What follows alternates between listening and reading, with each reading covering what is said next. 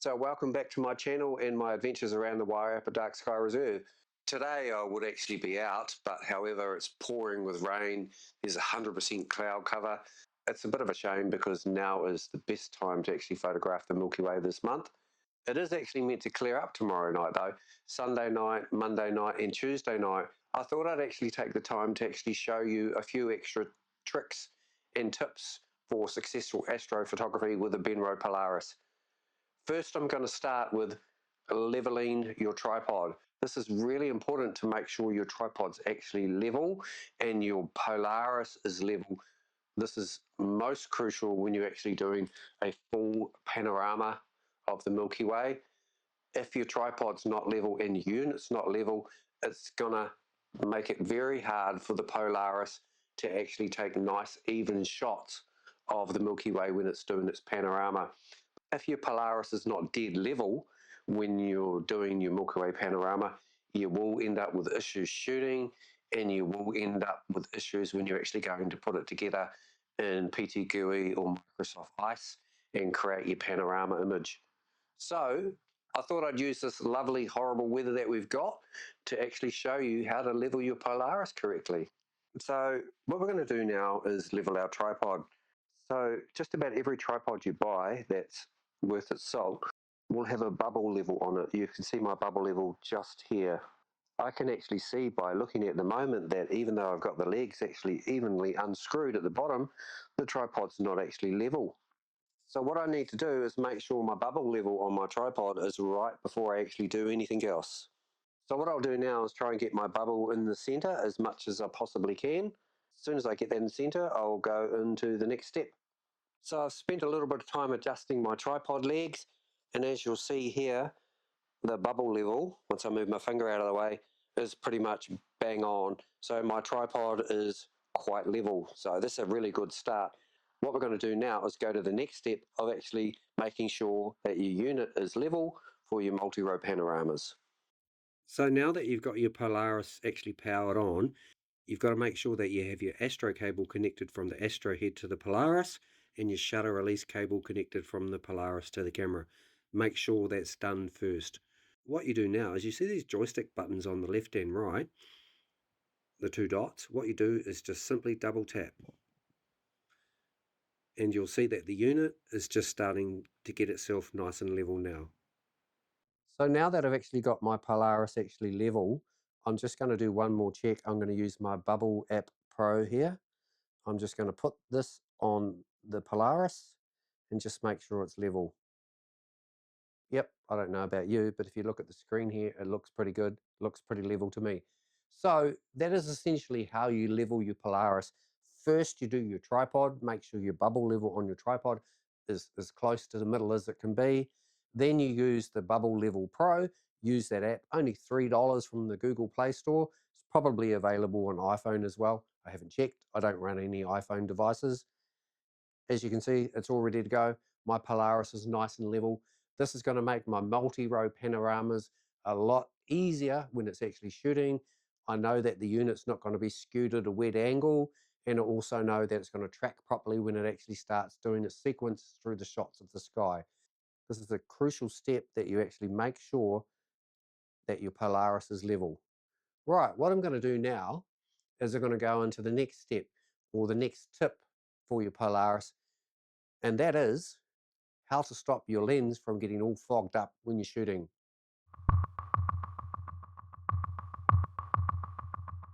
Right, now I'm going to talk about how to actually stop condensation forming on your lens while you're actually out shooting, because you're using quite long exposures, 30 seconds, 1 minute, maybe 2 minutes, or 3 minutes if you're really daring.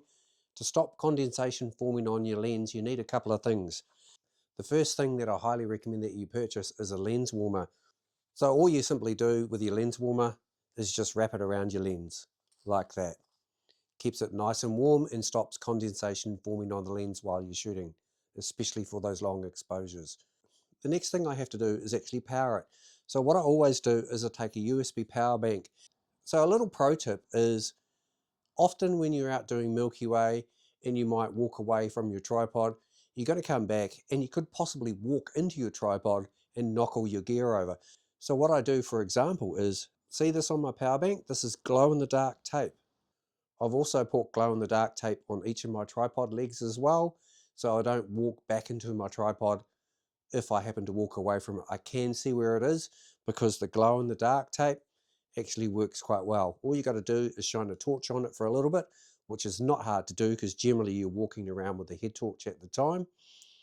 And what that does is it illuminates this glow-in-the-dark tape.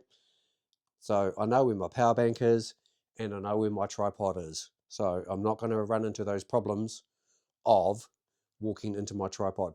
So I'm just going to get my lens warmer here and plug it into my USB power bank. I'm going to go over here and turn my lens warmer on. Now that I've turned this on, this is going to stop my lens from getting condensation on it. So these are a couple of musts when you're actually out shooting with the Benro Polaris, or any astrophotography in particular. The last thing you want when you're doing a multi-row panorama is you actually don't want your lens fogging up halfway through and ruining your whole panorama. Imagine that. A couple of times this has actually happened to me. I've got too excited, I've got to location, I get my Polaris out, I align it, do everything I need to do, think about putting my lens warmer on, get a bit lazy or a bit excited, depending on which way you look at it, and I start shooting my panorama. I get halfway through my panorama and I notice that I've got condensation on half the images. So I highly recommend take a breather, make sure you connect your lens warmer and your power bank up, stop that lens from getting condensation on it. So now it's time for pro tip number 3. First one was your lens warmer and your power bank to stop the lens from condensating up. And the next one is, see this annoying green light here? That's actually facing the same way as your lens. You might not think this is an issue, but when you actually go to do your foreground, what will happen is this green light, especially when it's quite dark, will actually be visible in your foreground shots. So what I simply do is I get a piece of black insulation tape and I simply put that over my lights to stop it from being visible. See that? Good, excellent. So I no longer have that issue of this green light on my foreground. Highly recommend that you actually do this. Hope you enjoyed these 3 tips of the lens warmer, the glow-in-the-dark tape, the power bank, and the insulation tape over the front.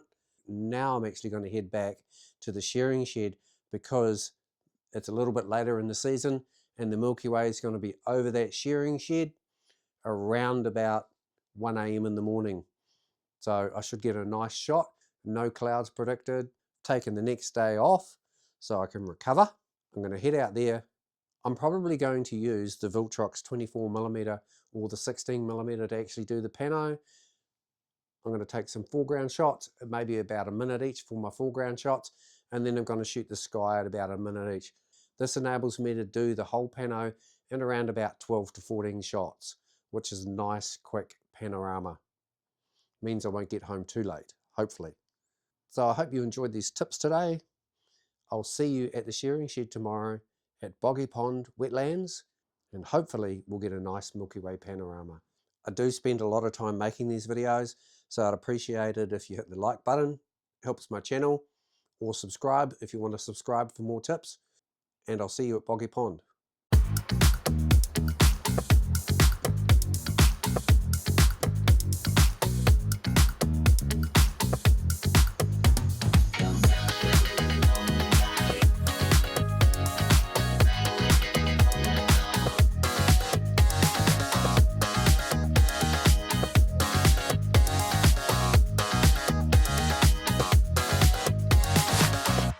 So welcome back to Boggy Pond.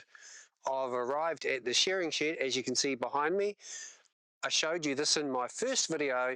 However, it was a bit early in the Milky Way season to actually catch the Milky Way over the shearing shed. Now it's a little bit later in the year. Conditions are ideal. It's a little bit cloudy at the moment. It is meant to burn off later tonight.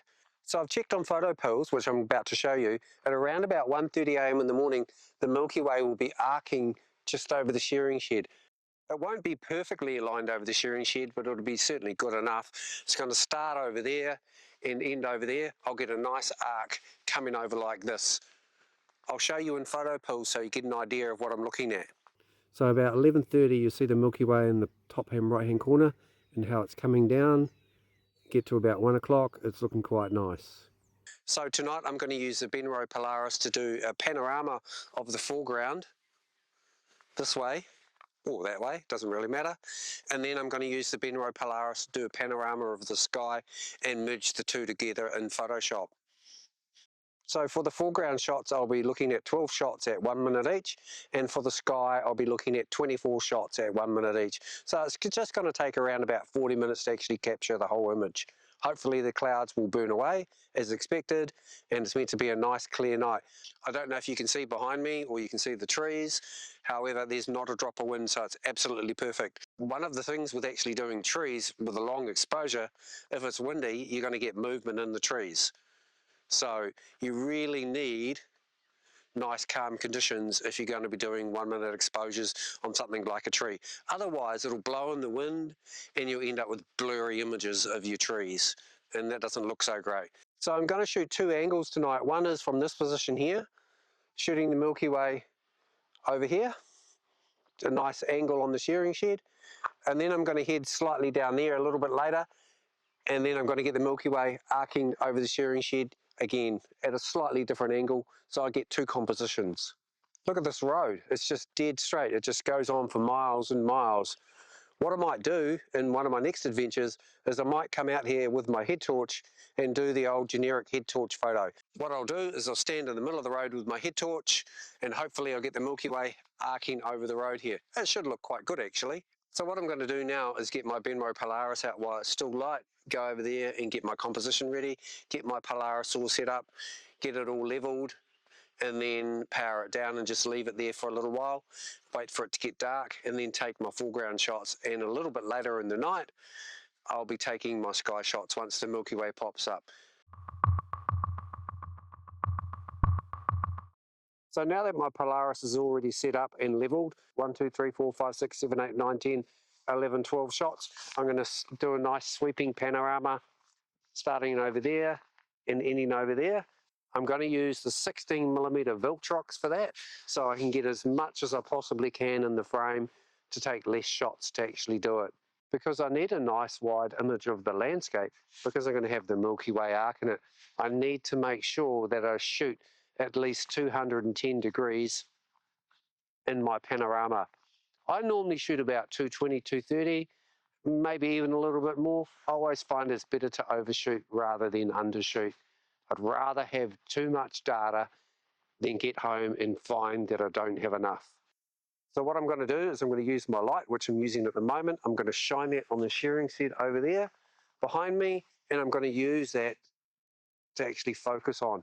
So if you want to focus on a foreground subject when you're doing the Milky Way, what I sometimes do is actually take my head torch off, and what I do is I place it near my object of interest, and then I turn it on, and what I do is I use that to actually focus on with my camera. So I'll focus on the bright light where my foreground subject is.